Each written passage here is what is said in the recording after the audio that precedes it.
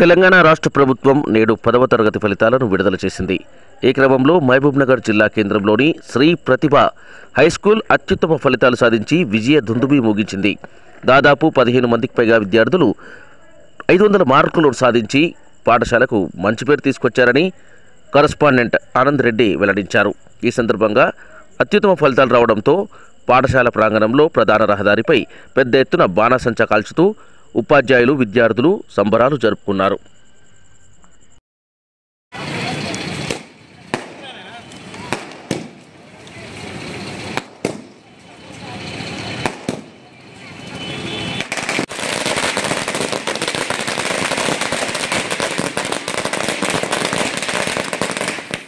తెలంగాణ రాష్ట్ర ప్రభుత్వం నేడు 10వ తరగతి ఫలితాలను విడుదల చేసింది. ఈ 10వ తరగతి ఫలితాల్లో మహబూబ్నగర్ జిల్లా కేంద్రానికి చెందినటువంటి శ్రీ ప్రతిభ హైస్కూల్ అత్యుత్తమ ఫలితాలు సాధించింది.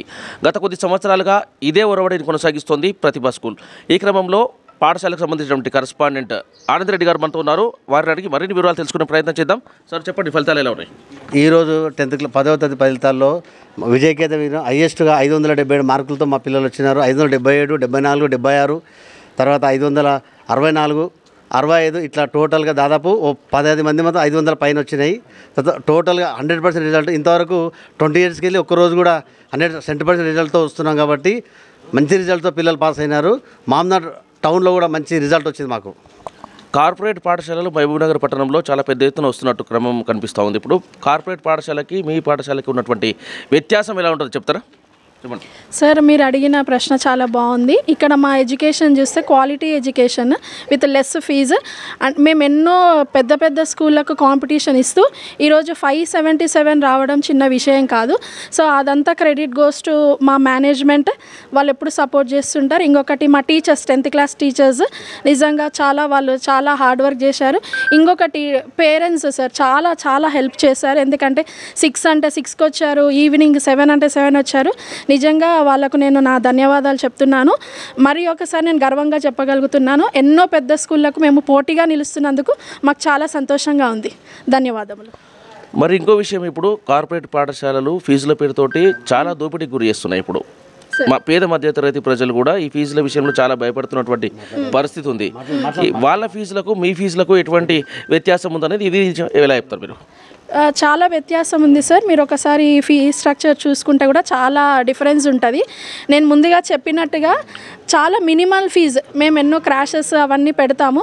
వాళ్ళ నుంచి మేము ఏది తీసుకోకుండా ఓన్లీ మేము నామినల్ ఫీజు, మామూలుగా మాకు ఎంత ఖర్చు అవుతుందో అంతో, కానీ ప్రతి ఒక్క స్టూడెంట్ పైన మేము ఎక్స్ట్రా 15,000 మేము ఎక్స్ట్రా ఖర్చు పెడతాం. అంటే వాళ్ళు తీసుకున్న ఫీజు కాకుండా ప్రతి ఒక్కటి. కానీ మేము ఏది ఆశించాం ఏంటంటే ప్రతి ఒక్క సిటిజన్ మా స్కూల్ నుంచి బయటికి వెళ్ళిన తర్వాత ప్రతి ఒక్క స్టూడెంట్ వాళ్ళు ఎట్లా అంటే బేసిక్ ఫౌండేషన్ కరెక్ట్గా ఉండాలనేది మా మోటో.